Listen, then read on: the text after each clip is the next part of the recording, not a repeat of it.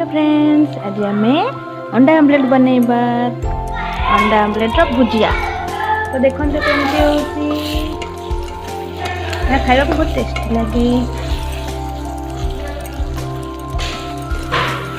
प्रथम पियाज को छोट छोट कर काटे, तापर लंका भी काटे, तापर गोटे पैन तेल गरम करेंगे।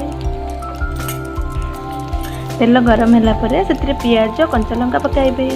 से गुड़ाक भाजी हो गला चिकेन मसला, हल्दी पाउडर, लंका पाउडर पकाइबे। तापर अंडा को पकाइबे। अंडा को भल भाव एमती घांटे।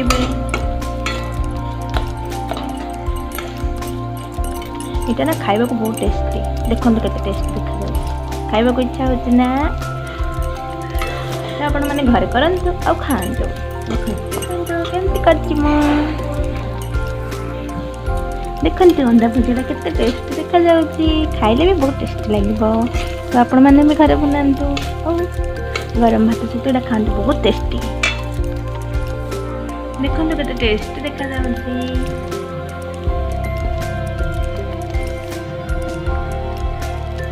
तो हमारा प्रस्तुत हो गला अंडा भुजिया। तो आपण मैंने भी घरे करंतु आ केमती लागला मो सहित शेयर करंतु।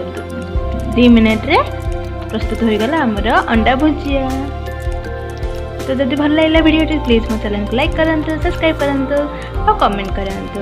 रहूची आ गोटे वीडियो पुणी देखा। Bye bye, take care.